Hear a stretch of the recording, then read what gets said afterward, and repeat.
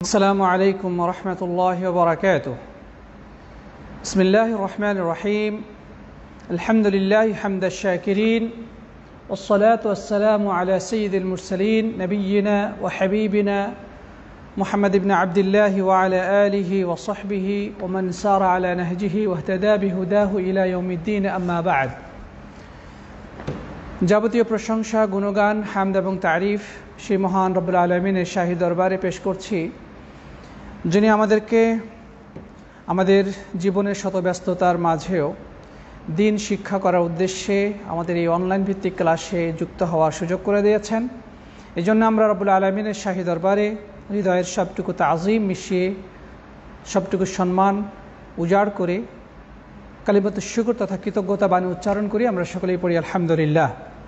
অতঃপর সালাত সালাম এবং অবারিত শান্তির ধারা বর্ষিত হোক সর্বযুগের সর্বশ্রেষ্ঠ মহামানব, জাতি ধর্ম বর্ণ গোত্র নির্বিশেষে সকল মানুষের অনুসরণীয় এবং অনুকরণীয় মহান আদর্শ প্রাণপ্রিয় নবী, শেষ এবং সর্বশ্রেষ্ঠ রাসূল খাতামুল আম্বিয়া রাহমাতুল আলামিন আল্লাহ রাব্বুল আলামিন, যাকে শুধু মানব জাতির জন্য নয় বরং মানব, দানব এবং অন্যান্য সমস্ত মাখলুকাতের জন্যে দয়ার মূর্ত প্রতীক হিসেবে প্রেরণ করেছিলেন। আসুন আমরা হৃদয়ের সবটুকু ভালোবাসা উজাড় করে প্রিয় নবীর প্রতি সালাতু সালাম পেশ করি। আমরা সকলে পড়ি সাল্লাল্লাহু আলাইহি ওয়াসাল্লাম। মোহতারাম মুআজ্জাজ, প্রাণপ্রিয় দর্শক শ্রোতা, দিনী ভাই এবং বন্ধুগণ, এই মুহূর্তে আমাদের সাথে যারা যুক্ত হয়েছেন তাদের সবাইকে আমি জানাচ্ছি অনেক অনেক প্রীতি, শুভেচ্ছা এবং আন্তরিক মোবারকবাদ। সেই সাথে রব্বুল আলামিনের কাছে দোয়া করছি তিনি যেন আমাদেরকে কোরআন এবং সুন্নাহর বিশুদ্ধ জ্ঞান অর্জন করে সেই আলোকে আমাদের জীবন গঠনের তৌফিক দান করেন। আমরা পড়ি আল্লাহুম্মা আমিন। প্রিয় নবী সাল্লাল্লাহু আলাইহি ওয়াসাল্লামের জীবনী সম্পর্কে জানা কতটা গুরুত্বপূর্ণ আমরা ইতিপূর্বে আলোচনা করেছি, তাই আমাদেরকে অবশ্যই গুরুত্বের সাথে এই বিষয়ে পড়াশোনা করতে হবে। আরও অন্যান্য লিখিত যে সমস্ত বই আছে সেগুলো পাঠ করতে হবে এবং নবী আকরাম সাল্লাল্লাহু আলাইহি ওয়াসাল্লামের জীবন আদর্শ আমাদের বাস্তব জীবনে প্রতিফলন ঘটানোর জন্য সর্বাত্মক চেষ্টা করতে হবে, যা তিনি আমাদেরকে নির্দেশনা দিয়েছেন সেই নির্দেশনার আলোকে। তার অনুসরণ অনুকরণের মধ্যেই মানব জাতির মুক্তি এবং সফলতা নিহিত রয়েছে। একজন ইমানদার ব্যক্তি ততক্ষণ পর্যন্ত মুমিন হতে পারবে না, পূর্ণ ইমানের অধিকারী হতে পারবে না, যতক্ষণ পর্যন্ত না তারা প্রিয় নবী সাল্লাল্লাহু আলাইহি ওয়াসাল্লামকে তার প্রিয় সকল মানুষের উপরে অগ্রাধিকার না দিবে, ইভেন নিজের জীবনের ওপরেও যতক্ষণ পর্যন্ত তাকে অগ্রাধিকার না দিতে পারবে। তাই সেই ভালোবাসার দাবি থেকেই প্রিয় নবী সাল্লাল্লাহু আলাইহি ওয়াসাল্লাম সম্পর্কে জানা, সে সম্পর্কে জ্ঞান অর্জন করা আমাদের জন্য অতীব জরুরি। তো আমরা প্রিয় বন্ধুগণ রাসূল করিম সাল্লাল্লাহু আলাইহি ওয়াসাল্লামের সিরাতের একাধিক ক্লাস করেছি তো পূর্বে। তো সেই ক্লাসে আমরা প্রিয় নবী সাল্লাল্লাহু আলাইহি ওয়াসাল্লামের জীবনের বেশ কিছু ঘটনা পড়েছি। তার মধ্যে আমরা জেনেছি রাসূল আকরাম সাল্লাল্লাহু আলাইহি ওয়াসাল্লাম দুনিয়ার বুকে আসার পরে তার মায়ের কাছে তিনি দুধ পান করেছেন, তারপরে আবু লাহাবের দাসী সুয়াইবিয়া এর কাছে দুধ পান করেছেন, অর্থাৎ সুয়াইবিয়া হচ্ছে তার দুধ মা। এরপরে সে তায়েফের সাদ নামক এলাকার অধিবাসী হালিমা বিনতে জুয়াইব আস-সাদিয়া, তার নিকট তিনি দুধ পান করেছেন। এরপরে রাসূল করিম সাল্লাল্লাহু আলাইহি ওয়াসাল্লামের বয়স যখন 4 বছর, তখন 4 অথবা 5, তখন তার জীবনে একটি অলৌকিক ঘটনা ঘটে। সেটি হচ্ছে জিবরাইল আমিন এই পৃথিবীতে নেমে এসে তাকে মাটিতে শুইয়ে দিয়ে তার বক্ষ বিদীর্ণ করে তার হার্ট বা কাল্ব বের করে স্বর্ণের পাত্রে জমজম পানি দ্বারা ধৌত করে আবার যথাস্থানে পুনঃস্থাপন করেন, যেটিকে বলা হয়ে থাকে শাক্কুস সদর বা বক্ষ বিদীর্ণের ঘটনা। এটি বিশুদ্ধ সনদ দ্বারা প্রমাণিত হয়েছে। যাই হোক, এভাবে তিনি হালিমা সাদিয়া এর নিকটে প্রতিপালিত হন। এরপরে তার বয়স যখন 6 বছর, তখন তার মা দুনিয়া থেকে চিরবিদায় গ্রহণ করেন। তিনি তার মা আমিনা বিনতে ওয়াহাব তিনি রাসূল করিম সাল্লাল্লাহু আলাইহি ওয়াসাল্লামকে সাথে করে নিয়ে, এবং সাথে ছিল তার শ্বশুর নবী সাল্লাল্লাহু আলাইহি সাল্লামের প্রাণপ্রিয় দাদা আব্দুল মুত্তালিব এবং তার দেখভাল করার জন্যে একজন নারী, তার নাম হচ্ছে উম্মে আইমান। এই তিনজনে মক্কা থেকে মদিনা গিয়েছিলেন। মদিনায় যেহেতু নবী সাল্লাল্লাহু আলাইহি সাল্লামের নানা এবং মামা গোষ্ঠী ছিলেন, অর্থাৎ নবী সাল্লাল্লাহু আলাইহি সাল্লামের মা মদিনা থেকে আগত। তো যাই হোক, তিনি তার মামাদের সাথে পরিচিত হওয়ার জন্যে তার মা তাকে সাথে করে নিয়ে গিয়েছিলেন। রাসূল করিম সাল্লাল্লাহু আলাইহি সাল্লামকে তাদের সাথে পরিচয় করিয়ে দিয়েছিলেন। 1 মাস থাকার পরে প্রতিমধ্যে আবুয়া নামক স্থানে, মক্কা এবং মদিনার একটি জায়গার নাম হচ্ছে আবুয়া, মক্কা মদিনার মাঝে একটি জায়গার নাম হচ্ছে আবুয়া, সেই আবুয়া নামক স্থানে যখন তারা পৌঁছলেন, তখন আল্লাহ রাব্বুল আলামিনের ফায়সালা অনুযায়ী তার মা আমিনা অসুস্থ হয়ে পড়েন এবং সেখানেই শেষ নিঃশ্বাস ত্যাগ করেন। অবশেষে তার দাদা আব্দুল মুত্তালিব তার প্রাণপ্রিয় নাতি মুহাম্মদ সাল্লাল্লাহু আলাইহি সাল্লামকে সাথে করে নিয়ে মক্কায় ফিরে আসেন। এভাবে এরপরে আব্দুল মুত্তালিব তার প্রিয় নাতি প্রাণপ্রিয় নবী শিশু মুহাম্মদ সাল্লাল্লাহু আলাইহি ওয়াসাল্লামকে তিনি পরম আদর, ভালোবাসা, স্নেহ, মমতা দিয়ে প্রতিপালন করতে থাকেন। তাকে গভীরভাবে তিনি ভালোবাসতেন। একদিকে তার আন্তরিক ভালোবাসা, অন্যদিকে যেহেতু তিনি মাতৃগর্ভেই তার পিতাকে হারিয়েছিলেন, যেটা আমরা ইতিপূর্বে আলোচনা করেছি, যে রাসূল করিম সাল্লাল্লাহু আলাইহি ওয়াসাল্লাম যখন মায়ের গর্ভে ছিলেন, তিনি দুনিয়ার বুকে আসার 6 মাস পূর্বে, প্রায় 6 মাস পূর্বেই তিনি তার বাবা ইহধাম ত্যাগ করেন। তো যাই হোক, 6 বছর বয়সে তিনি তার মাতাকেও হারিয়েছেন। তাহলে মোট কথা তিনি এই একটা এতিম অবস্থায় থাকার কারণে আব্দুল মুত্তালিব তাকে আরও বেশি গভীরভাবে যত্ন নিতেন, তার প্রতি ভালোবাসা আরও বৃদ্ধি পেয়েছিল। এভাবে তিনি তাকে পরম আদর যত্নে প্রতিপালন করতে করতে যখন প্রিয় নবী সাল্লাল্লাহু আলাইহি সাল্লামের বয়স 8 বছর হয়ে গেল, তখন আল্লাহর ফয়সালা অনুযায়ী তার এই দাদা, তার এই সম্মানিত দাদা আব্দুল মুত্তালিব, তিনিও আল্লাহর ডাকে সাড়া দিয়ে ইহধাম ত্যাগ করেন। কিন্তু তিনি চলে যাওয়ার আগে তার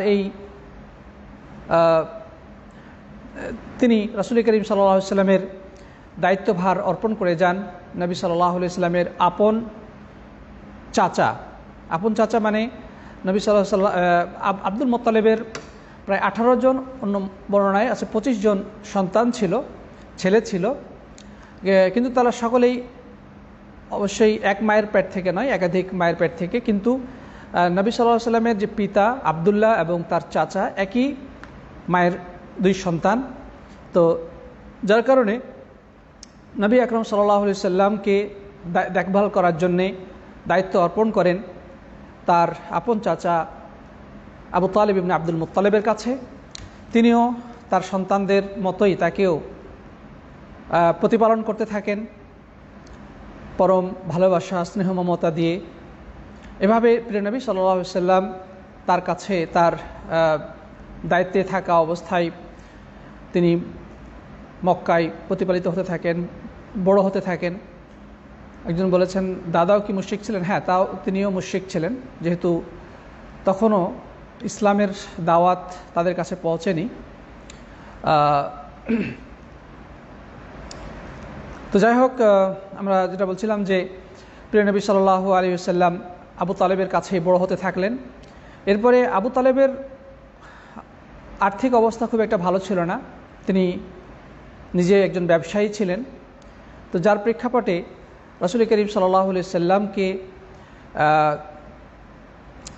জীবন ধারণের জন্যে বা তার চাচাকে সহায়তা করার জন্যে অন্যান্য মুশরিকদের বকরি চড়ানোর দায়িত্ব পালন করতে হয়েছে। ইতিপূর্বে হালিমা সাদিয়ার কাছে থাকার সময় শিশু বয়সে সেখানেও তিনি বকরি চড়িয়েছেন। আর মক্কাতেও আবু তালেবকে আর্থিকভাবে সহায়তা করার জন্যে বা তার সংসারের অভাব মোচনের জন্যে নবী আকরাম সাল্লাল্লাহু আলাইহি সাল্লাম কিছু সামান্য কয়েক কিরাত গমের বিনিময়ে মক্কার ধনাঢ্য লোকদের ছাগল চড়াতে হয়েছে। আল্লাহ রাব্বুল আলামিন অবশ্যই সর্বোচ্চ ফয়সলাকারী। এবং হাদিস এটাও বর্ণিত হয়েছে যে যুগে যুগে যত নবীর আবির্ভাব ঘটেছে সকল নবীকেই তার জীবনের প্রথম লগ্নে ছাগল চড়াতে হয়েছে। তারা সকলেই ছাগল চড়িয়েছেন। আল্লাহ রাব্বুল আলামিনের অবশ্যই হিকমত এবং তার কৌশল তিনি ভালো জানেন। নিশ্চয় তিনি এর মধ্যেই কল্যাণ রেখেছিলেন, কারণ এই ছাগলের রাখাল যিনি বাল্য বয়সে ছাগল চড়িয়েছেন, রাখালি করেছেন, মানুষের ছাগলের দেখাশোনা করেছেন সামান্য কিছু গমের বিনিময়ে, রব্বুল আলামিন তাকে এই বিশ্ব পরিচালনার নেতৃত্ব দেবেন। তিনি এই বিশ্বের সর্বশ্রেষ্ঠ পথপ্রদর্শক, আল্লাহর প্রেরিত দূত, প্রিয় এবং মনোনীত মহান আদর্শ ব্যক্তিত্ব হিসেবে আল্লাহ সুবহানাহু ওয়া তাআলা এই দুনিয়ার বুকে প্রেরণ করবেন। এই জন্য আগে থেকেই আল্লাহ সুবহানাহু ওয়া তাআলা তার ভিতরে নেতৃত্বের গুণাবলী দিয়েছেন, পরিচালনার গুণাবলী দিয়ে তাকে প্রতিপালন করেছেন, তাকে বড় করেছেন। যাই হোক, নবী আকরাম সাল্লাল্লাহু আলাইহি ওয়াসাল্লাম আবু তালেবের আশ্রয়ে, তার চাচা আবু তালেবের আশ্রয়ে থাকতে লাগলেন। তার বয়স যখন 9, কোনো কোনো বর্ণায় আছে 9, আবার অন্য বর্ণায় আছে 12, যখন 12 বছর অথবা 9 বছর যাই হোক, তখন তিনি তার ব্যবসায়িক কাজে সহায়তার জন্য তার ভাতিজা শিশু নবী মুহাম্মদ সাল্লাল্লাহু আলাইহি ওয়াসাল্লামকে নিয়ে নিলেন সাথে এবং সিরিয়ার উদ্দেশ্যে গমন করেন। সিরিয়া বা যেটাকে তখন বলা হতো শাম বা সিরিয়ার উদ্দেশ্যে গমন করলেন। কিন্তু শামের কাছাকাছি জায়গা বসরা নামক স্থানে পৌঁছার পরে সেখানে বুহাইরা নামক এক খ্রিস্টান পাদ্রীর পরামর্শক্রমে আবু তালেব তার প্রিয় ভাতিজা মুহাম্মদ সাল্লাল্লাহু আলাইহি ওয়াসাল্লামকে আবার মক্কায় ফেরত পাঠালেন। কারণ আশঙ্কা ছিল, বা ওই পাদ্রীর পক্ষ থেকে এই আশঙ্কা ব্যক্ত করা হয়েছিল যে ইহুদি সম্প্রদায় নবী আকরাম সাল্লাল্লাহু আলাইহি ওয়াসাল্লামের যদি খোঁজ পায় তাহলে তারা তাকে মেরে ফেলবে বা তার ক্ষতি সাধন করবে। কারণ তারা জানতে পেরেছিল তাদের আসমানি কিতাবসমূহ থেকে যে এটাই হচ্ছে শেষ জামানা, যখন শেষ নবীর আবির্ভাব ঘটবে। কারণ পূর্ববর্তী আসমানি কিতাবসমূহে আমাদের নবী সাল্লাল্লাহু আলাইহি ওয়াসাল্লামের আবির্ভাবের সুসংবাদ দেওয়া হয়েছিল বা ভবিষ্যৎবাণী করা হয়েছিল। সেই আলোকে ইহুদি সম্প্রদায় এটা বুঝতে পেরেছিল যে এটি হচ্ছে সেই সময় যে যখন শেষ নবীর আবির্ভাব ঘটবে। তো তারা কিন্তু ওত পেতেছিল সারা বিশ্বব্যাপী, তাদের একটা তারা সচেতন ছিল যে কোথাও এ ধরনের কোনো খবর পাওয়া যায় কিনা। সব মিলিয়ে সেই বুহাইরা নামক সেই পাদ্রী, সেও একজন অত্যন্ত জ্ঞানী খ্রিস্টান ধর্মের পাদ্রী ছিলেন, পণ্ডিত ছিলেন। তিনি বিষয়টি উপলব্ধি করতে পেরে, বিভিন্ন আলামত থেকে বিষয়টি আঁচ করতে পেরে, তিনি মুহাম্মদ সাল্লাল্লাহু আলাইহি ওয়াসাল্লামকে রক্ষা করার উদ্দেশ্যে, ইহুদিদের হাত থেকে বাঁচানোর উদ্দেশ্যে আবু তালেবকে পরামর্শ দিলেন তিনি যেন এই সন্তানকে, এই শিশুকে শামে না নিয়ে যান। যাই হোক, সেখান থেকে আল্লাহ রাসূল সাল্লাল্লাহু আলাইহি ওয়াসাল্লামকে আবু তালেব ফেরত পাঠিয়ে দিল এবং সাথে দেওয়া হলো, বলা হয়েছে কোনো কোনো বর্ণায় বেলাল এবং আবু বকর সিদ্দিক রাদিয়াল্লাহু তাআলা দুজনকে সাথে দেওয়া হয়েছিল। তাকে দুজনেই মক্কায় ফেরত নিয়ে আসলেন। এবং এটিও বলা হয়েছে যে সেই পাদ্রী তাকে কিছু এই পাথেয় হিসেবে কিছু রুটি এবং জায়তুনের তেলও দিয়েছিল, যেন তারা প্রতিমধ্যে এগুলো গ্রহণ করতে পারে, এই সমস্ত খাবার গ্রহণ করতে পারে। তো যাই হোক, এভাবে রাসূল আকরাম সাল্লাল্লাহু আলাইহি ওয়াসাল্লামকে সে সিরিয়ায় পৌঁছার আগেই মক্কায় ফেরত পাঠানো হলো। এভাবে রাসূল আকরাম সাল্লাল্লাহু আলাইহি ওয়াসাল্লাম মক্কায় আসার পরে সেখানে তিনি যথারীতি মক্কার অলিতে গলিতে বড় হতে থাকলেন, মক্কার মাটিতে তিনি জীবন ধারণ করতে থাকলেন। এরপরে তার বয়স যখন 15 বছর হলো, তখন একটি ঘটনা ঘটলো যে রাসূল করিম সাল্লাল্লাহু আলাইহি ওয়াসাল্লামের বংশ এবং কেনানা গোত্রের আইলাইন, কেনানা গোত্রের সাথে কুরাইশ এবং কেনানা গোত্রের সাথে কাইস আইলানের একটি যুদ্ধ সংগঠিত হয়। সেখানে তিনি তার চাচাদের পক্ষে অবস্থান নিয়েছিলেন এবং তার চাচাদেরকে এই যুদ্ধে তীর ধনুক ইত্যাদি প্রস্তুত করে দিতেন, তাদেরকে সাহায্য করতেন। এই যুদ্ধটাকে পাপীদের যুদ্ধ বলা হয়ে থাকে, বা যেটাকে আরবিতে বলা হয় হারবুল ফুজ্জার। হারবুল ফুজ্জার মানে হচ্ছে পাপীদের যুদ্ধ। সে যুদ্ধে যারা অংশগ্রহণ করেছে তাদেরকে পাপিষ্ঠ বলা হয়েছে। তো যাই হোক, এই কারণে যে এই যুদ্ধটি আশহুরুল হারাম তথা হারাম মাসের মধ্যে সংগঠিত হয়েছিল। আরব যুগে আমরা জানি, আরব যুগে 4টি মাসকে আশহুরুল হারাম যেগুলোকে বলা হয়, সেই মাসে যুদ্ধ বিগ্রহ ইত্যাদি হারাম ছিল, নিষিদ্ধ ছিল। বর্তমানেও তা নিষিদ্ধ। তবে জাহিলি যুগে এটিকে খুব গুরুত্বের সাথে মানা হতো। এই মাসে তারা যুদ্ধ বিগ্রহ থেকে বিরত থাকতো। তো যাই হোক, এই যুদ্ধটি যেহেতু হারাম মাসে সংঘটিত হয়েছিল, যার কারণে ইতিহাসের পাতায় তা হারবুল ফুজ্জার বা পাপীদের যুদ্ধ নামে সুপরিচিত। তো যাই হোক, নবী আকরম সাল্লাল্লাহু আলাইহি সাল্লামের 15 বছর বয়সে এই যুদ্ধ সংঘটিত হয়। এরপরে তার বয়স যখন 15, অর্থাৎ ওই যুদ্ধ শেষ হওয়ার পরের মাসেই, যুদ্ধ শেষ হওয়ার পরের মাসেই হেলফুল ফজুল নামক পাপীদের, হেলফুল ফজুল নামক সম্মানিত লোকদের একটি চুক্তিনামা সংগঠিত হয়। তারা পরস্পরে ঐক্যবদ্ধ হয় এবং পরস্পরের শপথ ব্যক্ত করে যে এই মক্কার মাটিতে কেউ যদি কারো প্রতি জুলুম করে তাহলে তারা সকলে সম্মিলিতভাবে মাজলুমের পক্ষে অবস্থান নেবেন এবং জালিমকে প্রতিহত করবেন। তো এরকম আরও কিছু চুক্তি সংগঠিত হয়েছিল এবং সেই চুক্তিতে আরবের বেশ কিছু, বিশেষ করে কুরাইশ বংশের বেশ কিছু সম্মানিত ব্যক্তি বা তাদের সর্দারগণ উপস্থিত হয়েছিলেন। পরবর্তীতে রাসূল আকরাম সাল্লাল্লাহু আলাইহি ওয়াসাল্লাম এই চুক্তিনামার প্রশংসা করেছেন। তিনি নবী হওয়ার পরে তিনি বলেছিলেন যে এই চুক্তির এক একটি ধারা বাস্তবায়ন করা আমার জন্যে একটি লাল উট পাওয়ার থেকেও অধিক উত্তম। তাহলে এখানে আমরা দেখতে পেলাম যে রাসূল করিম সাল্লাল্লাহু আলাইহি সাল্লামের জীবনের আরেকটি ঘটনা, সেটা হচ্ছে হেলফুল ফজুল বা সম্মানিত লোকদের চুক্তিতে তিনি উপস্থিত ছিলেন, সেখানে তিনি অংশগ্রহণ করেছিলেন। আমাদের সমাজে এই হেলফুল ফজুল নামে একটা মিথ্যা কথা প্রচলিত রয়েছে। সেটি হচ্ছে যে রাসূল করিম সাল্লাল্লাহু আলাইহি সাল্লামের এই কিশোর বয়সে তিনি নাকি তার সমবয়স্ক যুবক বা কিশোরদেরকে নিয়ে একটি সংগঠন প্রতিষ্ঠা করেছিলেন, সেটার নাম হেলফুল ফজুল। এবং আমাদের দেশে অনেক সংগঠন রয়েছে এরকম হেলফুল ফজুল নামে, অথচ এই তথ্যের কোনোই ভিত্তি নেই, সম্পূর্ণ ভিত্তিহীন কথা। যাই হোক, সঠিক কথা হলো যেটা আমরা ইতিপূর্বে উল্লেখ করেছি। তবে কোনো কোনো বর্ণনায় পাওয়া যায় যে তার এই সময় বয়স ছিল 20 বছর। কোনো কোনো রেওয়ায়েতে এটি উল্লেখ আছে যে হেলফুল ফজুল যখন সংগঠিত হয় তখন প্রিয় নবী সাল্লাল্লাহু আলাইহি ওয়াসাল্লামের বয়স ছিল 20 বছর। সাথী বন্ধুগণ, আমরা এভাবে গত ক্লাসে এই পর্যন্ত আলোচনা করেছিলাম হেলফুল ফজুল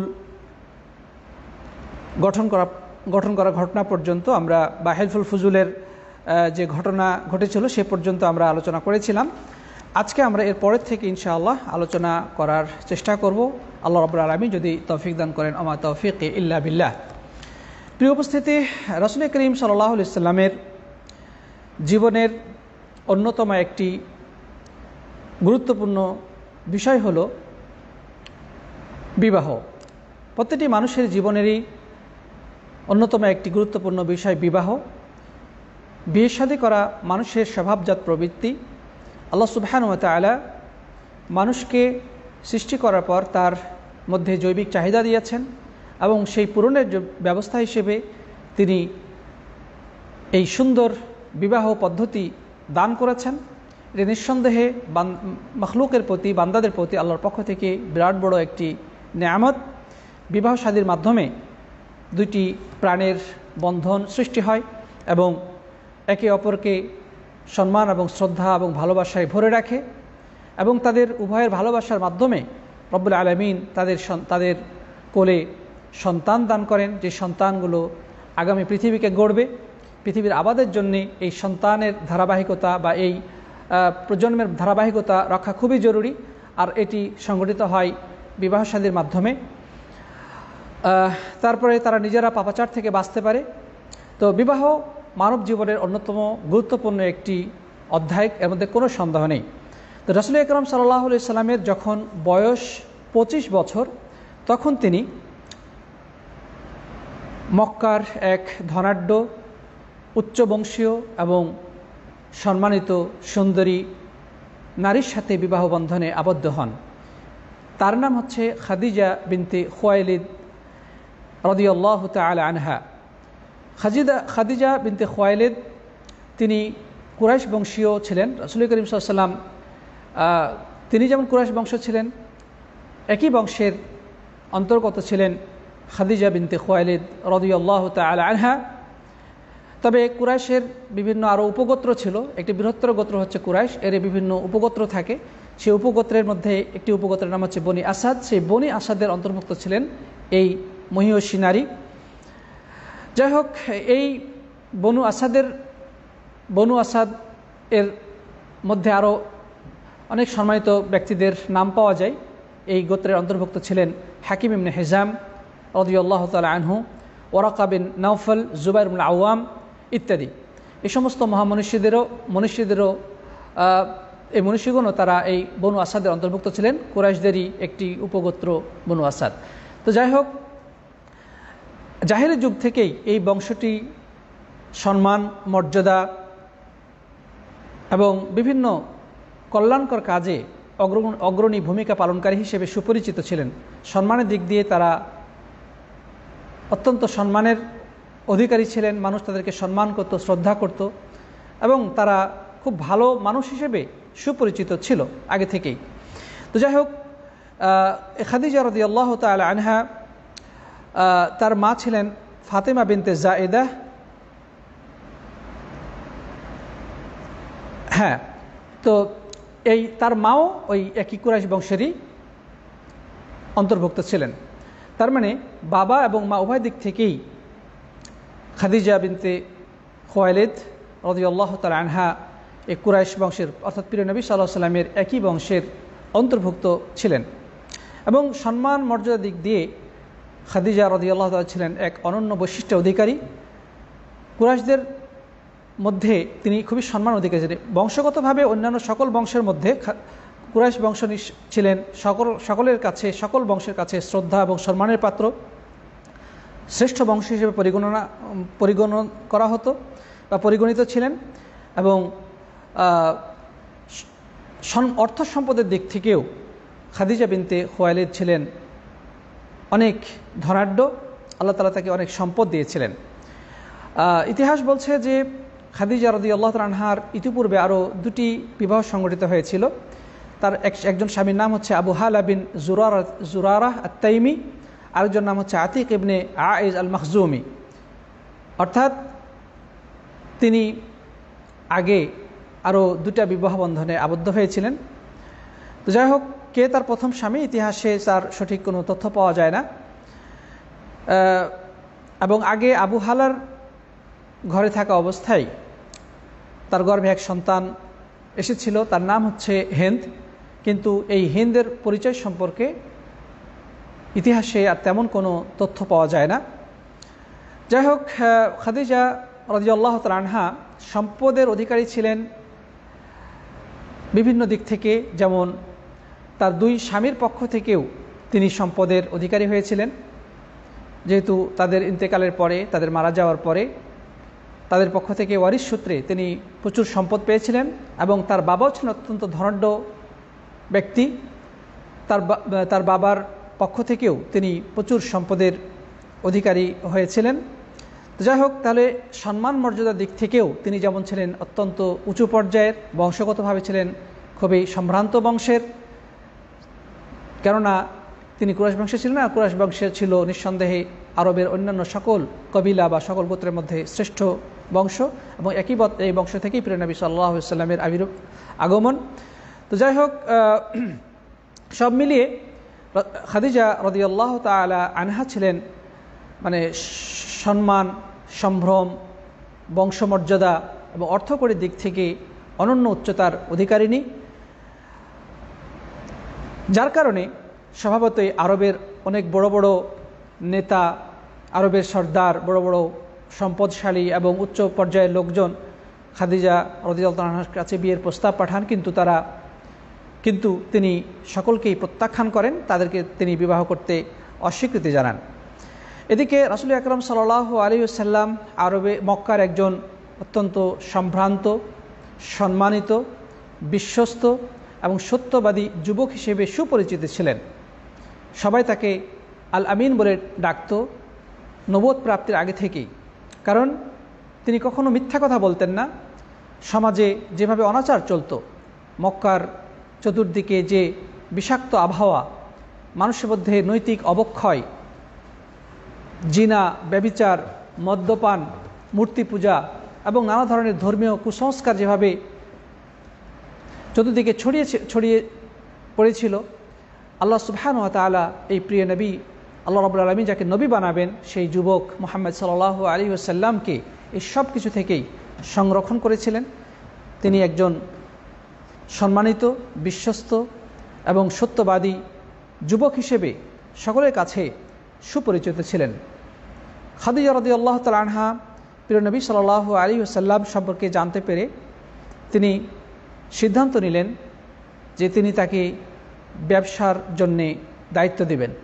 ইতিপূর্বে যেহেতু খাদিজা রাদিয়াল্লাহু তাআলার অনেক সম্পদ ছিল, তিনি অনেক ধনাঢ্য ঘরের মেয়ে এবং নিজেও সম্পদ অধিকারী ছিলেন, অন্যান্য লোকদেরকে তিনি কি করতেন, টাকা দিতে বা তার সম্পদ দিতেন, তারা ব্যবসা করত। সিরিয়া বা ইয়ামান থেকে তারা মালামাল নিয়ে এসে মক্কায় বিক্রি করত, মক্কার মালামাল সেখানে যে বিক্রি করত, এভাবে তারা ব্যবসা করতেন এবং সেখান থেকে একটা লভ্যাংশ তিনি গ্রহণ করতেন। তো যাই হোক, তিনি যখন রাসূল করিম সাল্লাল্লাহু আলাইহি ওয়াসাল্লামের চারিত্রিক বৈশিষ্ট্য এবং গুণাবলী সম্পর্কে জানতে পারলেন, তখন তিনি আগ্রহ পোষণ করলেন তাকে ব্যবসা করার দায়িত্ব দিবেন। তো যাই হোক, রাসূল করিম সাল্লাল্লাহু আলাইহি ওয়াসাল্লামের কাছে এই প্রস্তাব পাঠানো হলো এবং তিনি নিজেও আর্থিকভাবে তেমন স্বাবলম্বী ছিলেন না। তার চাচা আবু তালেব, তিনিও আর্থিকভাবে অতটা সচ্ছল ছিলেন না, ব্যবসা বাণিজ্য করে তাদের সংসার চলত। তো যখন এই খাদিজা রাদিয়াল্লাহু তাআলার পক্ষ থেকে প্রিয় নবীর কাছে এই প্রস্তাব আসলো যে তাকে তার সম্পদ দেওয়া হবে এবং তিনি সিরিয়া থেকে মালামাল নিয়ে এসে ব্যবসায়িক পণ্য মক্কায় নিয়ে এসে বিক্রয় করবেন এবং সেখান থেকে লাভ ভাগাভাগি করা হবে। ঐতিহাসিকগণ বলেছেন এটা হচ্ছে ওই মানে মুদারাবার ভিত্তিতে ব্যবসা, অর্থাৎ একজনের অর্থ আরেকজনের শ্রম, লাভ লোকসান যা হবে উভয়ের মাঝে, মানে লাভ যদি হয় তাহলে উভয়ের মাঝে ভাগাভাগি হবে, আর যদি লোকসান হয় তাহলে যে সম্পদের মালিক বা টাকার যে মালিক সে তা বহন করবে। যাই হোক, এই মুদারাবার ভিত্তিতে অনেক ফকিহ এটাকে মুদারাবার ভিত্তিতে ব্যবসা হিসেবে উল্লেখ করেছেন। তো যাই হোক, সেই উভয়ের মাঝে চুক্তি অনুযায়ী এই ব্যবসা শুরু হলো। তিনি তার সম্পদ, টাকা পয়সা প্রিয় নবী সাল্লাল্লাহু আলাইহি ওয়াসাল্লাম এর হাতে তুলে দিলেন এবং তিনি ব্যবসার উদ্দেশ্যে সিরিয়াতে চলে গেলেন। কিন্তু খাদিজা রাদিয়াল্লাহু তাআলা আনহা নবী আকরাম সাল্লাল্লাহু আলাইহি ওয়াসাল্লামকে এই সফর সঙ্গী হিসেবে পাঠালেন একজন তার গোলামকে, তার নাম হচ্ছে মাইসারা। তো এই মাইসারা রাসূল আকরাম সাল্লাল্লাহু আলাইহি ওয়াসাল্লামের সাথে গেলেন এবং তিনিও তাকে পর্যবেক্ষণ করতে লাগলেন। কিন্তু মাইসারা এই সফরে প্রিয় নবী সাল্লাল্লাহু আলাইহি ওয়াসাল্লামের সাথে থেকে তার চরিত্র এবং তার আচরণ সম্পর্কে যা দেখলেন এবং যা উপলব্ধি করলেন, তাতে তিনি খুবই আনন্দিত হন। এমনকি কিছু বিস্ময়কর ঘটনাও তিনি প্রতিমধ্যে দেখেছেন। তিনি বলেন যে আমি দেখেছি যখন তিনি রাস্তা দিয়ে চলেন তখন প্রচণ্ড গরমের সময়, যখন সূর্যের উত্তাপ ভয়ানক আকার ধারণ করে, প্রচুর গরম পড়ে, রৌদ্র পড়ে, তখন আকাশ থেকে একটা মেঘের খণ্ড তার মাথার উপরে তাকে ছায়া দিয়ে যায়। অর্থাৎ আল্লাহর পক্ষ থেকে ফেরেশতারা তাদের ডানা মেলে দিয়ে সূর্যের প্রখরতা থেকে তাকে রক্ষা করেন। তো মাইসারা এই দৃশ্য ইত্যাদি দেখেছেন, আরও বেশ কিছু অলৌকিক বিষয়াদি তিনি প্রত্যক্ষ করেছেন এবং তার আচরণগত বিষয়গুলো তিনি গভীরভাবে উপলব্ধি করেছেন, বুঝেছেন, দেখেছেন স্বচক্ষে। আর এই কথা সত্য যে আপনি কোনো মানুষকে তখনই ভালোভাবে চিনতে পারবেন যখন তার সাথে আপনি সফরে যাবেন বা তার সাথে আপনি লেনদেন করবেন। তো একটা মানুষের সাথে আর্থিক লেনদেনের মাধ্যমে এবং তার সঙ্গে যদি আপনি সফর করেন তবে তার আসল চরিত্র সম্পর্কে আপনি বুঝতে পারবেন। বাহ্যিকভাবে কোনো মানুষের সাথে কথা বলেই তার সম্পর্কে জানাটা সম্ভব নয়। তো যাই হোক, খাদিজা রাদিয়াল্লাহু তাআলা আনহা তার সাথে আর্থিক লেনদেন করলেন, তাকে টাকা পয়সা দিলেন ব্যবসা করার জন্যে। পাশাপাশি সফরে তার কেমন আচরণ, সফরে তার চারিত্রিক অবস্থা কী ইত্যাদিগুলো তার গোলাম মাইসারার মাধ্যমেও তিনি জানার জন্যে ব্যবস্থা নিলেন। যাই হোক, মাইসারা ফিরে এসে খাদিজা রাদিয়াল্লাহু আনহার কাছে প্রিয় নবী সাল্লাল্লাহু আলাইহি ওয়াসাল্লামের চারিত্রিক, তার আচার আচরণ এবং যে অলৌকিক বিষয়াবলী সে প্রত্যক্ষ করেছে সেগুলোর বর্ণনা দিলেন। পাশাপাশি দেখা গেল যে রাসূল করিম সাল্লাল্লাহু আলাইহি ওয়াসাল্লাম ব্যবসা করার পরে অন্য মানুষকে দিয়ে ব্যবসার ফলে যে পরিমাণ লাভ তিনি পেতেন, নবী সাল্লাল্লাহু আলাইহি ওয়াসাল্লামের কাছে তিনি তার থেকে দ্বিগুণ লাভ পেলেন। অর্থাৎ ব্যবসায়িক ক্ষেত্রে প্রিয় নবী সাল্লাল্লাহু আলাইহি ওয়াসাল্লামের দক্ষতাও খুবই উঁচু মানের। তো তার চারিত্রিক বৈশিষ্ট্য এবং দুনিয়াবী ক্ষেত্রেও তার দক্ষতা সব মিলিয়ে খাদিজা রাদিয়াল্লাহু তাআলা আনহা মনে মনে সিদ্ধান্ত নিলেন যে এই যুবকের সাথেই তিনি বিবাহ বন্ধনে আবদ্ধ হতে চান। তার সাথে বিবাহ বন্ধনে আবদ্ধ হওয়া তার জন্য বিশাল সৌভাগ্যের ব্যাপার। তাই তিনি এই বিষয়ে মনে মনে সিদ্ধান্ত গ্রহণ করলেন। এবং বলা হয়ে থাকে যে তার একজন দাসী ছিলেন, তার নাম নাফিসা বিনতে উমাইয়া ইবনে আবি উবাইদা। সে নাফিসাকে নবী আকরাম সাল্লাল্লাহু আলাইহি ওয়াসাল্লামের কাছে বিবাহর প্রস্তাব দিয়ে প্রেরণ করলেন। অন্য বর্ণায় রয়েছে যে সে বিবাহের প্রস্তাব পাঠানো হয় আবু তালেবের কাছে। সে যাই হোক, আবার কোনো বর্ণায় পাওয়া যায় যে তিনি নিজেই রাসূল আকরাম সাল্লাল্লাহু আলাইহি ওয়াসাল্লামের কাছে সরাসরি বিয়ের প্রস্তাব দিয়েছিলেন। তো যাই হোক, দুই ধরনের বর্ণাই পাওয়া যায়। কোনো বর্ণায় পাওয়া যায় আবু তালেবের কাছে তিনি প্রস্তাব পাঠিয়েছিলেন, কেউ বলেছেন যে তার দাসী নাফিসা বিনতে উমাইয়ার মাধ্যমে বিয়ের প্রস্তাব পাঠিয়েছেন। আবার কোনো বর্ণায় পাওয়া যায় তিনি সরাসরি নিজেই নবী আকরাম সাল্লাল্লাহু আলাইহি ওয়াসাল্লামকে বিয়ের প্রস্তাব দিয়েছেন। সবই হতে পারে, এটা সবগুলোই সম্ভব হতে পারে।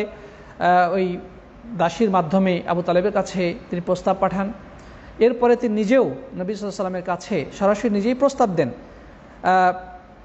যাই হোক, সিরাতে ইবনে হিশামে বর্ণিত হয়েছে যে খাদিজা রাদিয়াল্লাহু আনহা সরাসরি নিজেই নবী আকরাম সাল্লাল্লাহু আলাইহি ওয়াসাল্লামকে বললেন, ইবনা আম্মি ইন্নী রাগিবতু ফীকা লিকারাবাতিকা ওয়া শারাফিকা ফি কওমিকি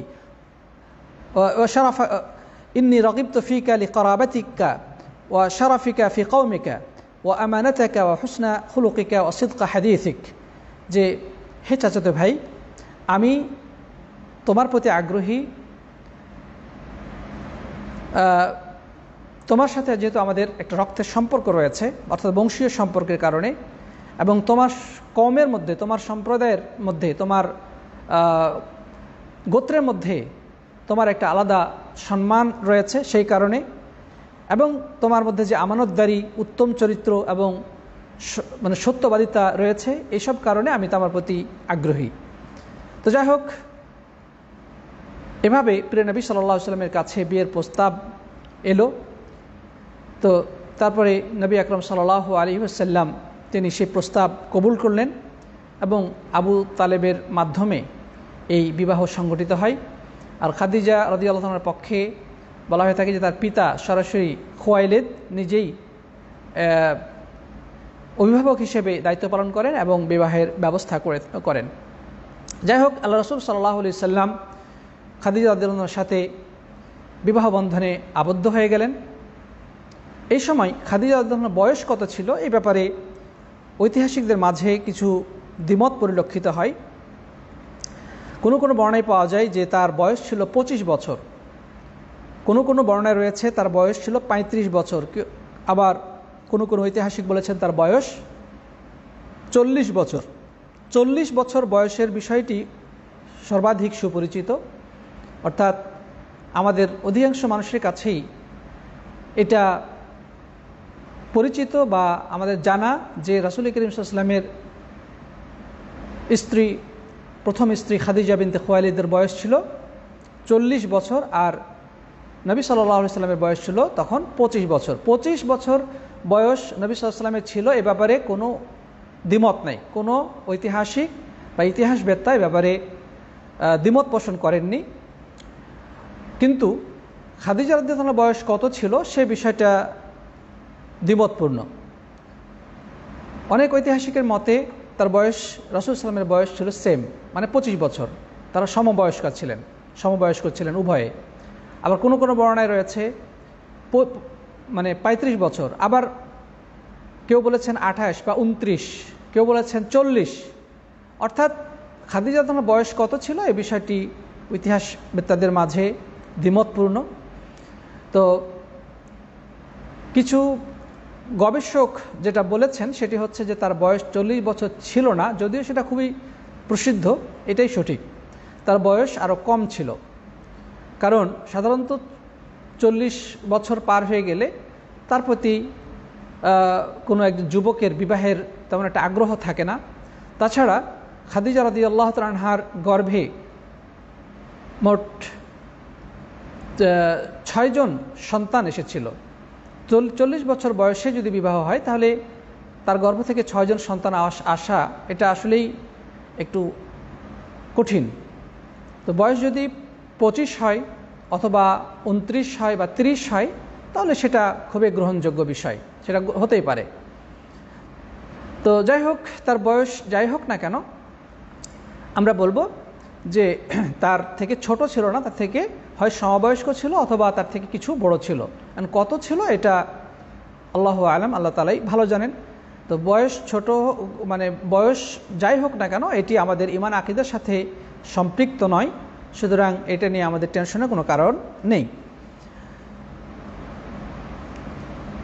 আচ্ছা, যাই হোক, তাহলে আমরা জানতে পারলাম যে রাসূল করিম সাল্লাল্লাহু আলাইহি সাল্লামের বিবাহ কিভাবে সংঘটিত হলো। তার বয়স ছিল তখন 25, আর খাদিজা রাদিয়াল্লাহু আনহার বয়সের বিষয়টি দ্বিমতপূর্ণ, 25, 29, 30, 35 অথবা 40, বিভিন্ন ধরনের মতামত পাওয়া যায়।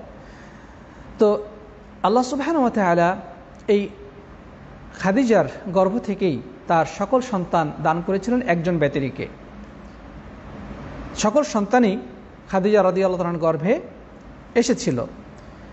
তো তার মধ্যে 2 জন ছেলে আর 4 জন মেয়ে, তাহলে 4 আর 2 6 জন তো সন্তান সবাই এসেছিল খাদিজা রাদিয়াল্লাহু আনহার গর্ভে। এছাড়া রাসূল করিম সাল্লাল্লাহু আলাইহি ওয়াসাল্লাম পরবর্তী যত বিবাহ করেছেন কারো থেকে কোনো সন্তান আসেন নাই, শুধুমাত্র মারিয়া কিবতিয়ার গর্ভে একজন সন্তান এসেছিল, তার নাম হচ্ছে ইব্রাহিম।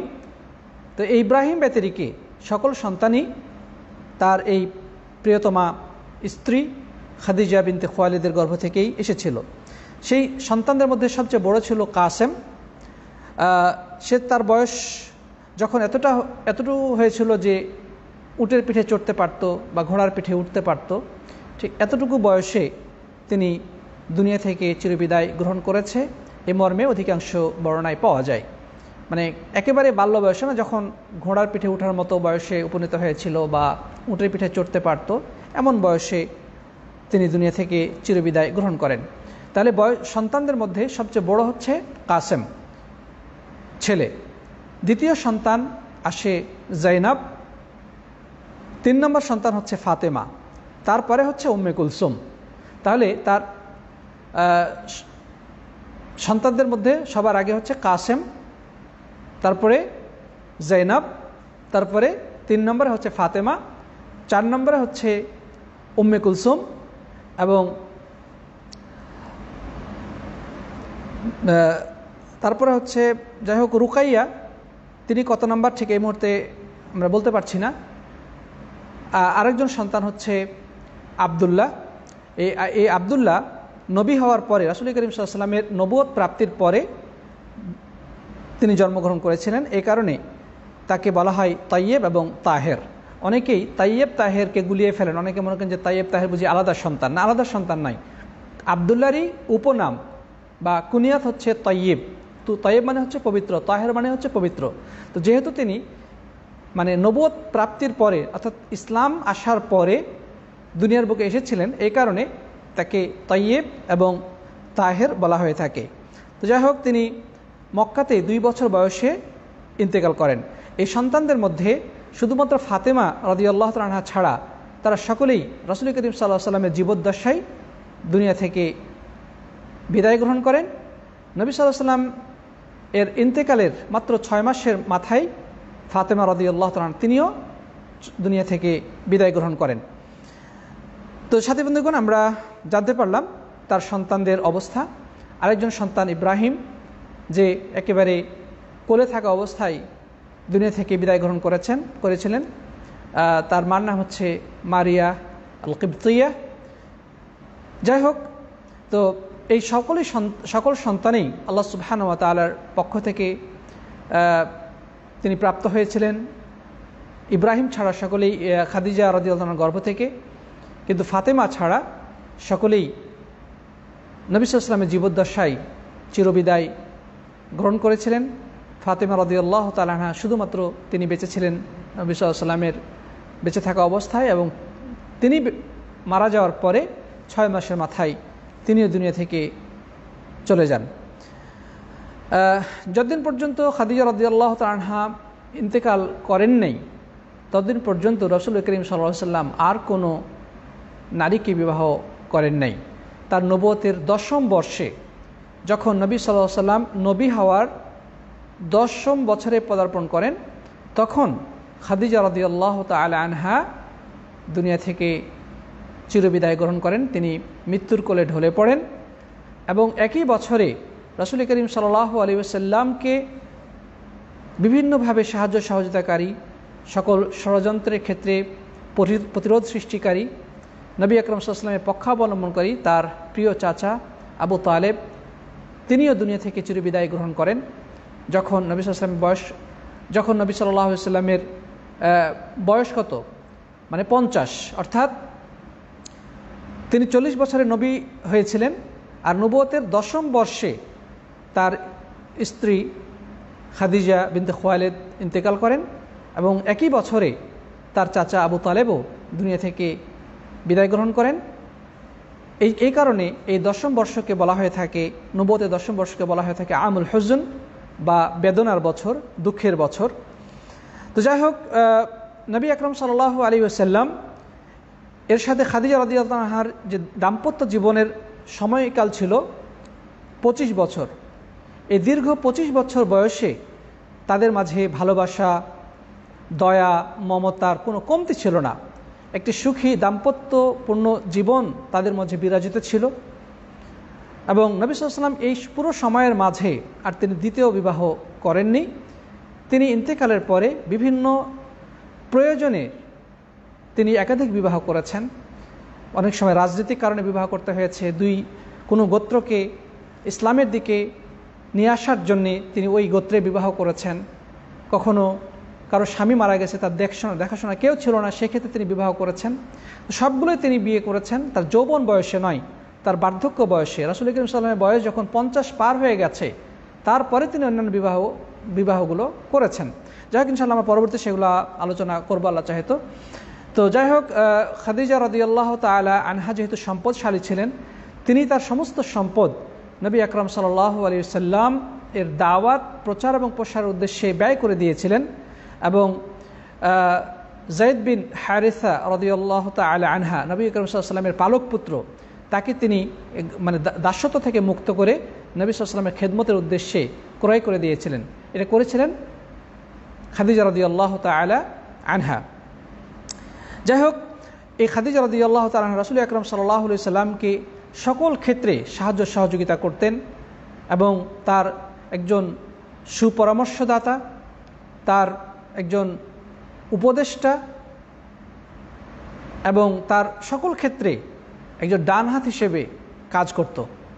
তিনি তার সম্মান, মর্যাদা, সামাজিক প্রভাব প্রতিপত্তি সব কিছু দিয়ে রাসূল আকরাম সাল্লাল্লাহু আলাইহি ওয়াসাল্লামের সাথে থেকেছেন, তাকে সাহায্য সহযোগিতা করেছেন। তাই তো হাদিসে বর্ণিত হয়েছে যে রাসূল করিম সাল্লাল্লাহু আলাইহি ওয়াসাল্লাম খাদিজা রাদিয়াল্লাহু তাআলা আনহার অনেক প্রশংসা করতেন। এমনকি এটিও বর্ণিত হয়েছে যে তার প্রশংসা শুনে তার অন্যান্য স্ত্রীগণ অনেক সময় তাদের ভিতরে গায়রাত সৃষ্টি হয়েছে, বা তারা মানে আত্মমর্যাদা অনুভব করেছেন, এবং অনেক সময় তাদের ভিতরে একটা ঈর্ষা তৈরি হয়েছে। তখন নবী আকরাম সাল্লাল্লাহু আলাইহি সাল্লাম তাদেরকে লক্ষ্য করে বলেছেন যে আমি খাদিজার থেকে বেশি আর কাউকে ভালোবাসিনি, কোনো স্ত্রীকে আমি বেশি ভালোবাসিনি। কারণ সমস্ত মানুষ যখন আমাকে পরিত্যাগ করেছিল তখন খাদিজা রাদিয়াল্লাহু তাআলা আমাকে আশ্রয় দিয়েছিলেন। তিনি বলেছিলেন লা ওয়াল্লাহ মা আবদালানি আল্লাহু খায়রাম মিনহা। আয়েশা রাদিয়াল্লাহু তাআলা একবার বললেন যে হে রাসূল, আপনি একজন বৃদ্ধ নারীর প্রশংসা করেন, অথচ আল্লাহ তাআলা আপনাকে তার পরিবর্তে কুমারী নারী দান করেছেন। অর্থাৎ নিজের দিকে ইঙ্গিত করে তিনি বলেছেন যে হে রাসূল, আপনি একজন বৃদ্ধ নারী এত প্রশংসা করেন, এত তার আপনি গুণগান করেন, কিন্তু আল্লাহ তাআলা তার পরিবর্তে আল্লাহ তাআলা আপনাকে একজন কুমারী যুবতী নারী দান করেছেন। তখন আল্লাহ রাসূল সাল্লাল্লাহু আলাইহি ওয়াসাল্লাম অত্যন্ত রেগে গিয়েছিলেন এবং তিনি বলেছিলেন লা ওয়াল্লাহ মা আবদালানি আল্লাহু খায়রাম মিনহা, যে আল্লাহ তার থেকে ভালো কাউকে তিনি আমাকে দেন নাই। ইদা কাফারা নাস, তিনি ঈমান এনেছিলেন ওই সময় যখন মানুষ কুফরি করেছিল, অর্থাৎ আমাকে সব অস্বীকার করেছিল, রাসূলকে কেউ স্বীকৃতি দেয়নি। তখন খাদিজা রাদিয়াল্লাহু তাআলা আনহা তিনি ইসলাম গ্রহণ করেছিলেন এবং তিনি হচ্ছেন ইসলামের ইতিহাসে সর্বপ্রথম ব্যক্তি যার নাম স্বর্ণাক্ষরে লিপিবদ্ধ রয়েছে, প্রথম রাসূল করিম সাল্লাল্লাহু আলাইহি ওয়াসাল্লামের দাওয়াতকে গ্রহণকারী ব্যক্তি। তো যাই হোক, তাই সেই কারণে তিনি বললেন যে মানুষ যখন কুফরি করেছিল তখন তিনি আমার প্রতি ঈমান এনেছিলেন। ওয়াসাদ্দাকাতনি ইদা কাযযাবানি আন-নাস, মানুষ যখন আমাকে মিথ্যাবাদী বলে অপবাদ দিত, আমাকে মিথ্যাবাদী বলতো, তখন এই খাদিজা রাদিয়াল্লাহু তাআলা আনহা তিনি আমাকে পরম সত্যবাদী হিসেবে গ্রহণ করে নিয়েছিলেন। তারপরে ওয়াসাতনি বিমালিহা ইদা হারামানি নাস, মানুষ যখন আমাকে বঞ্চিত করেছিল তখন এই খাদিজা রাদিয়াল্লাহু তাআলা আনহা আমাকে তার সমস্ত সম্পদ আমার জন্য বিলিয়ে দিয়েছিলেন। ওয়ারাযাকানি আল্লাহু মিনহাল ওয়ালাদ দুনা গায়রিহা মিনান নিসা, এবং আল্লাহ তাআলা তার মাধ্যমে আমাকে একাধিক সন্তান দান করেছেন, অন্য কোনো নারী থেকে নয়। যাই হোক, নবী আকরাম সাল্লাল্লাহু আলাইহি ওয়াসাল্লাম এই মহিয়সী নারীকে বিবাহ করার মাধ্যমে ইসলামের দাওয়াতকে আরও ব্যাপকভাবে প্রচারের সুযোগ পেয়েছিলেন। তার অর্থ কড়ি, টাকা পয়সা, তার সামাজিক প্রতিপত্তি, প্রভাব, বংশীয় মর্যাদা সব কিছু আল্লাহ রাসূল সাল্লাল্লাহু আলাইহি ওয়াসাল্লামের দাওয়াতের পক্ষে তিনি বিলিয়ে দিয়েছিলেন, যার কারণে আরও সহজে ইসলাম বিস্তৃতি লাভ করে। রাসূল আকরাম সাল্লাল্লাহু আলাইহি ওয়াসাল্লামের সেই দাওয়াত, ইসলামের এই আহ্বান গণমানুষের কাছে পৌঁছে যায়। তাহলে ইসলাম এর প্রচার প্রসারের পেছনে একজন সম্মানিত নারীর এক সুবিশাল অবদান রয়েছে, যা রাসূল করিম সাল্লাল্লাহু আলাইহি ওয়াসাল্লাম কখনো ভুলেননি, বরং তিনি চিরকাল সেই তার বদান্যতা এবং তার অবদানকে স্বীকৃতি দিয়েছেন, প্রশংসা করেছেন এবং মা জননী খাদিজা রাদিয়াল্লাহু তাআলা আনহার কৃতজ্ঞতা আদায় করেছেন। সাথী বন্ধুগণ, তাহলে এখান থেকে আমরা বুঝতে পারি একজন মানুষের জীবনের সফলতার ক্ষেত্রে একজন নারীর অপরিসীম ভূমিকা রয়েছে। একজন জ্ঞানী, একজন পরোপকারী, একজন সচেতন নারী একজন পুরুষকে যত গভীরভাবে ভালোবাসা দিয়ে, পরামর্শ দিয়ে এগিয়ে নিতে পারে, অন্য মানুষ দ্বারা সেটা সম্ভব নাও হতে পারে। রাসূল করিম সাল্লাল্লাহু আলাইহি সাল্লামের চারিত্রিক বৈশিষ্ট্য যেটা আমরা ইতিপূর্বে দেখেছি, খাদিজা রাদিয়াল্লাহু তাআলা আনহা তিনি নবুয়ত প্রাপ্তির পরে তিনি নিজেই স্বীকৃতি দিয়েছেন রাসূল করিম সাল্লাল্লাহু আলাইহি সাল্লামের চরিত্রের ব্যাপারে। তিনি যখন হেরা পর্বতে আল্লাহর পক্ষ থেকে ওহী প্রাপ্ত হলেন তখন তিনি ঘাবড়ে গিয়েছিলেন। তিনি প্রকম্পিত হৃদয়ে মুখ ফ্যাকাশে করে যখন বাড়িতে ফিরলেন, এসে তিনি বললেন জাম্মিলুনি জাম্মিলুনি, যে তোমরা আমাকে চাদর দিয়ে ঢেকে দাও। চাদর দিয়ে ঢেকে তখন খাদিজা তাকে চাদর দ্বারা ঢেকে দিলেন। তারপরে তিনি শুয়ে থাকার পরে তখন তার ভিতর থেকে যখন আস্তে আস্তে সেই ভয়টা কেটে গেল, আতঙ্কটা বিদূরিত হলো, তখন তিনি বললেন, ইন্নী খাশিতু আলা নাফসি, আমার ভয় হচ্ছে নিজের ব্যাপারে যে হয়তো আমি মারা যাব। কারণ সেই হেরা পর্বতে স্বয়ং জিবরাইল আমিন আলাইহিস সালাম তাকে সজোরে চেপে ধরেছিলেন এবং সেখানে আল্লাহর পক্ষ থেকে সর্বপ্রথম ওহী অবতীর্ণ হয় সূরা আলাকের প্রথম 5টি আয়াত। যাই হোক, ইনশাআল্লাহ সামনে আছে এই বিষয়ে আলোচনা। তো তখন খাদিজা রাদিয়াল্লাহু তাআলা তাকে অভয়বাণী দিয়েছিলেন এবং তার পাশে একজন উপদেষ্টা, একজন পরামর্শদাতা, একজন সান্ত্বনা দানকারিণী নারী হিসেবে উপস্থাপন করেছিলেন। তখন তিনি তাকে অভয়বাণী দিয়ে বলেছিলেন, কাল্লা ওয়াল্লাহি লা ইউখজিকাল্লাহু আবাদা, কখনোই নয়, আল্লাহ তাআলা আপনাকে লাঞ্ছিত করবেন না। ইন্নাকা লাতুকরিউদ দাইফ, নিশ্চয় আপনার মধ্যে অনেক ভালো ভালো বৈশিষ্ট্য রয়েছে, গুণাবলী রয়েছে, আপনি মেহমানদেরকে সম্মান করেন। ওয়া তাহমিলুল কাল, অসহায় মানুষের আপনি সাহায্য সহযোগিতা করেন। ওয়া ইন্নাকা লাতুকরিউদ দাইফ ওয়া তাহমিলুল কাল ওয়া তুঈনু আলা নওয়াইবিল হক, এবং আপনি মানুষকে সত্যের ব্যাপারে সাহায্য সহযোগিতা করে থাকেন।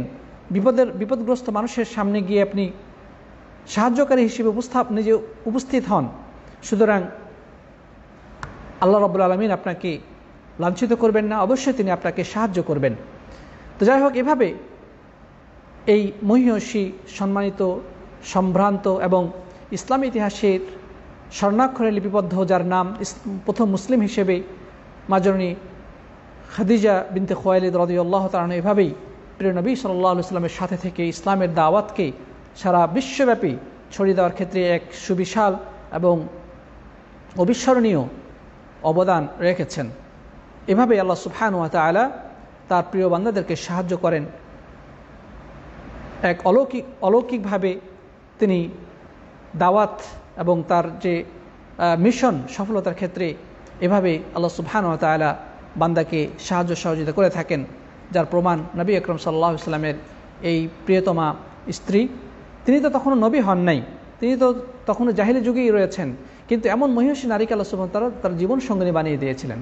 কারণ পরবর্তীতে 40 বছরে যখন নবী হলেন তখন না তিনি তাকে সাহায্য করলেন, কিন্তু আল্লাহ সুবহানাহু ওয়া তাআলা আগে থেকেই তাকে সে ধরনের প্রস্তুতি দিয়ে দিয়েছিলেন যে এই সম্মানিত অর্থশালী নারী একসময় তার এই দাওয়াতের ক্ষেত্রে বিশাল অবদান রাখবেন। আল্লাহ তাআলা সেই ব্যবস্থাই করেছিলেন। সুবহানাল্লাহি ওয়া বিহামদিহি। প্রিয় বন্ধুগণ, যাই হোক, আমরা মোটামুটি আজকে জানতে পারলাম নবী সাল্লাল্লাহু আলাইহি ওয়াসাল্লামের বিবাহ। আমরা হয়তো আর লম্বা করতে পারবো না, আর অল্প সময় আছে, আমরা একটু বলে শেষ করব। সেটি হচ্ছে যে রাসূল করিম সাল্লাল্লাহু আলাইহি ওয়াসাল্লামের বিবাহর পরে আমরা এখন যেটা একটু জানবো সেটা হচ্ছে যে কাবা ঘর সংস্করণ এবং হাজর আসওয়াদের একটা ঘটনা ঘটেছে। নবী আকরাম সাল্লাল্লাহু আলাইহি ওয়াসাল্লামের বয়স যখন 35 বছর হলো, তখন আরবের লোকেরা, বিশেষ করে কুরাইশ বংশ এবং আশপাশের যে সমস্ত বংশ বা আরবীয় যে সমস্ত গোত্ররা রয়েছে, তারা একটা বিষয়ে চিন্তা করলো যে কাবা ঘরের ভিত্তি দুর্বল হয়ে গেছে, কাবা ঘর সংস্কার করা প্রয়োজন বা এটিকে ভেঙে পুনর্নির্মাণ করা প্রয়োজন। কারণ দেওয়ালে ফাটল দেখা গেছে এবং ঐতিহাসিকগণ বলেছেন যে মাঝে মাঝে সাপ, বড় বড় সাপ উঁকি দিত এখানে। মানুষ চতুর্দিক থেকে সেখানে আসে তওয়াফ করার জন্যে। যদিও কাবা ঘরের চতুর্দিকে 360টা বিশাল ছোট বড় মূর্তি স্থাপন করা হয়েছিল এবং সেখানে তারা ছাগল জবাই করত, সে রক্তগুলো মূর্তির গায়ে মাখত এবং তারা বরকত নিত, নানা ধরনের শিরকি কার্যক্রম তারা করত। তো কাবা ঘরের এই ছোট্ট পরিসরে এই মূর্তি, রক্ত, এভাবে মানে জাহিলি যুগের নানা ধরনের অনাচারের কারণে মানে সেই জায়গাটা একটা নোংরা পরিবেশে পরিণত হয়েছিল এবং মানে দীর্ঘদিন এই কাবা ঘরেরটাও মানে পুরাতন হয়ে গেছে, দেওয়ালগুলো প্রায় ভঙ্গুর হয়ে গেছিল, দেওয়ালের ফাটল দেখার ফলে ফাটল দিয়ে অনেক সময় সাপ উঁকি দিত। এই জন্যে আরবের বিভিন্ন গোত্রের লোক যে একত্রিত হয়ে সিদ্ধান্ত নিল যে কাবা ঘরকে পুনর্নির্মাণ করা হবে। কিন্তু তারা যেটা সিদ্ধান্ত নিল যে কাবা ঘর পুনর্নির্মাণ করা হবে, কিন্তু যখন হাজরা আসওয়াদকে যথাস্থানে রাখার ব্যাপারে তারা বিশাল একটা দ্বিমতে লিপ্ত হয়ে গেল। তার মধ্যে একটা ঝগড়াঝাটি বা দাঙ্গা হাঙ্গামা সৃষ্টি হওয়ার সম্ভাবনা তৈরি হলো। আরবের বিভিন্ন গোত্র তাদের পবিত্র সম্পদ থেকে তারা যে যা পড়ল জমা করলো এবং সেভাবে তারা কাবা ঘর পুনর্নির্মাণ করলো। কিন্তু হাজরে আসওয়াদ বা কৃষ্ণ পাথর যেটা, সেই পাথরকে কাবা ঘরের আগের জায়গায় বসানোর ক্ষেত্রে একটা ব্যাপক সমস্যার সৃষ্টি হলো। সকল গোত্রই চাইতো যে এই সম্মানটা তারাই লাভ করবে, অর্থাৎ এই হাজরা আসওয়াদ স্থাপন করার মাধ্যমে কাবা ঘরের কাজের পরিসমাপ্তি ঘটবে, মানে এটাই হচ্ছে সর্বশেষ কাজ, আর এটা এর মাধ্যমে আর কোনো কাজ বাকি থাকবে না। কিন্তু এই শেষ কাজটা কে করবে, এটা নিয়ে তাদের মাঝে মহা সমস্যা দেখা গেল। সকল গোত্রই এই সম্মান অর্জন করতে চাইলো যে আমরাই সেটার হকদার, আমরাই সেটা করব, অন্য কোনো গোত্রকে আমরা করতে দিব না। কুরাইশ বংশ বলে আমরা করব, কিরানা গোত্র বলছে আমরা করব, এভাবে আরও যত গোত্র ছিল সবাই এই ব্যাপারে এই মর্যাদা লাভ করার জন্যে উদ্গ্রীব হয়ে উঠল। কেউ কাউকে ছাড় দিতে রাজি নয়। তো পরিশেষে তারা একটা সিদ্ধান্তে এসে উপনীত হলো যে আমরা দেখব যে আগামীকালকে বাবে সাইবা বা সাইবা নামক যে দরজা রয়েছে কাবার, সেই দরজা দিয়ে যে ব্যক্তি এই কাবা ঘরে প্রবেশ করবে তার ফয়সালার প্রতি আমরা সকলেই শ্রদ্ধা জানিয়ে তার কথাই আমরা মেনে নেব। সে যে সিদ্ধান্ত দেবে আমরা সকলেই সে সিদ্ধান্ত মাথা পেতে মেনে নেব। এই ব্যাপারে একটা সিদ্ধান্ত তাদের মাঝে হলো। যাই হোক, আল্লাহ সুবহানাহু ওয়া তাআলার ফয়সালা অনুযায়ী সেই দরজা দিয়ে প্রবেশ করলেন তিনি হচ্ছেন আর কেউ নয়, প্রাণপ্রিয় নবী মুহাম্মদ রাসূলুল্লাহ সাল্লাল্লাহু আলাইহি ওয়াসাল্লাম। তিনি তখন ৩৫ বছরের একজন যুবক, যার বিশ্বস্ততা, আমানতদারি, সততা, সত্যবাদিতা, পরোপকার এবং পবিত্রতার সম্পর্কে সকলেই সন্তুষ্ট ছিল এবং সুপরিচিত ব্যক্তি হিসেবে তিনি সকলের মাঝে সুপরিচিত ছিলেন আল আমিন নামে। তো এই রাসূল করিম সাল্লাল্লাহু আলাইহি ওয়াসাল্লাম সে দরজা দিয়ে যখন প্রবেশ করলেন তখন সকল গোত্রের লোকজন এক বাক্যে বলে উঠল যে যা আল আমিন, যা আল আমিন, বিশ্বস্ত ব্যক্তিটা এসে গেছেন। সুতরাং তিনি যে সিদ্ধান্ত দিবেন, তিনি যে আমাদেরকে ফয়সালা দিবেন, আমরা সকলেই মাথা পেতে তা মেনে নিতে বাধ্য থাকব। আমরা সকলেই এই ব্যাপারে সন্তুষ্ট, আমাদের কোনো দ্বিমত আমরা করতে পারবো না বা করবো না। রাসূল আকরাম সাল্লাল্লাহু আলাইহি ওয়াসাল্লাম এই পরিস্থিতিতে তিনি একটা চমৎকার বুদ্ধিমত্তার পরিচয় দিলেন এবং এর মাধ্যমে একটি দ্বন্দ্বমুখর এবং একটা দাঙ্গাবাজ মানে একটা দাঙ্গা পরিস্থিতি থেকে আরবের গোত্রগুলোকে তিনি রক্ষা করলেন। তিনি বললেন যে ঠিক আছে, কাজ তো এখন একটাই বাকি, সেটা হচ্ছে হাজরা আসওয়াদকে তার জায়গায় স্থাপন করে দেওয়া। তখন তিনি বললেন যে তোমরা একটা চাদর নিয়ে আসো। চাদর নিয়ে আসা হলো। এবার রাসূল আকরাম সাল্লাল্লাহু আলাইহি ওয়াসাল্লাম সেই চাদরে হাজরা আসওয়াদ বা কালো পাথর রেখে দিলেন। এরপরে তিনি বললেন সকল গোত্র থেকে আপনারা প্রতিনিধি পাঠান, সকল গোত্রের সর্দার বা আপনাদের প্রতিনিধি আপনারা এই চাদরের চতুর্দিক ধরবেন। এরপরে সকলেই তা উত্তোলন করে কাবার সন্নিকটে নিয়ে যাওয়া হবে। যাই হোক, সেই সিদ্ধান্ত অনুযায়ী চাদরে সেই পাথর রেখে এই মানে যত গোত্র ছিল সকল গোত্রের প্রতিনিধিগণ এসে সেই চাদরের চতুর্দিক ধরল। এরপরে কাবার সন্নিকটে নিয়ে যাওয়া হলে আল্লাহ রাসূল সাল্লাল্লাহু আলাইহি ওয়াসাল্লাম নিজ হাতে সেই প্রস্তর উঠিয়ে হাজরা আসওয়াদের সেই স্থানে স্থাপন করে দিলেন। এতে সকলেই সন্তুষ্ট হয়ে গেল যে আমরা সকলেই এই পাথর কাবা ঘরে লাগানোর ক্ষেত্রে সমান অংশীদার। এভাবেই আল্লাহ রাব্বুল আলামিন তার মাধ্যমে একটা যুদ্ধাবস্থা থেকে আরবের গোত্রগুলোকে রক্ষা করলেন। এর দ্বারা প্রমাণিত হয় রাসূল আকরাম সাল্লাল্লাহু আলাইহি ওয়াসাল্লামের মানে বুদ্ধিদীপ্ত জ্ঞান এবং তার বুদ্ধি, জ্ঞান এবং প্রজ্ঞা যথেষ্ট ছিল। তিনি সমাজের বিভিন্ন সমস্যায় সুন্দর এবং বুদ্ধিমত্তাপূর্ণ ফয়সালা দিতেন এবং সমাজের বিভিন্ন সমস্যার তিনি সমাধানে অগ্রণী ভূমিকা পালন করতেন। নবী আকরাম সাল্লাল্লাহু আলাইহি ওয়াসাল্লামের চারিত্রিক ব্যাপারে অনেক কথাই বলা হয়েছে যে তিনি কতটা উন্নত চরিত্রের অধিকারী ছিলেন। বলা হয়ে থাকে যে উন্নত চরিত্র, সম্মানিত, গুণারাজি, বলিষ্ঠ ব্যক্তিত্ব, বিনয়ী ইত্যাদি তার মধ্যে ছিল। তিনি প্রতিবেশীর প্রতি সম্মান করতেন। তিনি অত্যন্ত ধৈর্যশীল, তার চিন্তা চেতনা এবং পবিত্র আত্মার অধিকারী, কল্যাণকামী, অত্যন্ত পুণ্যশীল এবং প্রতিশ্রুতি রক্ষাকারী, আমানতদার, মেহমানদেরকে সম্মান দেখানো, বড়দেরকে শ্রদ্ধা জানানো, এই জিনিসগুলো সবই রাসূল আকরাম সাল্লাল্লাহু আলাইহি ওয়াসাল্লামের মধ্যে ছিল। অর্থাৎ ভালো গুণ বলতে যা কিছু বোঝায় উন্নত চরিত্র বলতে যা মিন করে সবই প্রিয় নবী সাল্লাল্লাহু আলাইহি সাল্লামের মাঝে বিদ্যমান ছিল, যদিও তিনি তখনও নবুয়ত প্রাপ্ত হননি, কিন্তু আল্লাহ রাব্বুল আলামিন তাকে সেভাবেই গড়ে তুলেছেন যে সম্মান এবং মর্যাদা, আমানতদারি, বিশ্বস্ততা, সত্যবাদিতা এই সব কিছুর ক্ষেত্রে তিনি ছিলেন যেহেতু অগ্রগামী। আল্লাহ রাব্বুল আলামিন তাকেই নবুয়তের দায়িত্ব দিবেন এবং তিনি নবী হবেন তার বয়স যখন 40। ইনশাআল্লাহ সামনে আমরা এই বিষয়ে আরও জানার চেষ্টা করব, আল্লাহ রাব্বুল আলামিন যদি তৌফিক দান করেন ইনশাআল্লাহ। তো নবী সাল্লাল্লাহু আলাইহি সাল্লাম কীভাবে হেরা গুহা থেকে নবুয়তের প্রথম বাণীগুলো লাভ করলেন, নবী হলেন, এবং এর পরবর্তী কী ঘটেছিল ইনশাআল্লাহ আমরা আগামী রবিবারে আলোচনা করব, আল্লাহ রাব্বুল আলামিন যদি তৌফিক দান করেন। তো প্রিয় বন্ধুগণ, আমরা আর কথা লম্বা না করে আজকে এখান থেকেই বিদায় নিতে চাই। আজকে নবী আকরাম সাল্লাল্লাহু আলাইহি সাল্লামের বিবাহ, এই সময় তার বয়স এবং তিনি যাকে বিবাহ করেছিলেন আরবের বিশেষ করে কুরাইশদের এক মহিষী নারী মা জননী খাদিজা বিনতে খুয়াইলিদ রাদিয়াল্লাহু আনহার সাথে বিবাহ, এবং সেই বিবাহের ঘটনায় আমরা জানতে পারলাম। তারপরে তার পক্ষ থেকে যে সন্তানাদি এসেছিল সেই সন্তানগুলোর সম্পর্কে আমরা জানতে পেরেছি। তারপরে ৩৫ বছর বয়সে কাবাঘর পুনর্নির্মাণের ক্ষেত্রে হাজরা আসওয়াদ স্থাপন নিয়ে আরবদের কবিলাগুলোর মাঝে, গোত্রগুলোর মাঝে যে ধরনের একটা দ্বন্দ্ব সৃষ্টি হয়েছিল, যেখানে রক্তপাত হওয়ার সম্ভাবনা ছিল, যুদ্ধ বেঁধে যাওয়ার সম্ভাবনা ছিল, সেক্ষেত্রে নবী আকরাম সাল্লাল্লাহু আলাইহি ওয়াসাল্লাম বুদ্ধিদীপ্ত সমাধান এই সমাধান সম্পর্কে জেনেছি। নবী আকরাম সাল্লাল্লাহু আলাইহি ওয়াসাল্লামের নবুয়ত প্রাপ্তির আগে তার যে চারিত্রিক বৈশিষ্ট্যগুলো ছিল সেগুলো আমরা জেনেছি। আল্লাহ তাআলা আমাদের সবাইকে সেই মহান আদর্শ, মহান নেতা, মহান ব্যক্তি খাতামুল আম্বিয়া নবী মুহাম্মদ রাসূলুল্লাহ সাল্লাল্লাহু আলাইহি ওয়াসাল্লামকে আরও গভীরভাবে জানার এবং তার চরিত্রগুলো আমাদের বাস্তব জীবনে প্রতিফলিত করার তৌফিক দান করেন। আল্লাহুম্মা আমিন। আল্লাহ রাব্বুল আলামিন আমাদের সকলের ভুল ত্রুটিগুলো ক্ষমা করে দিন।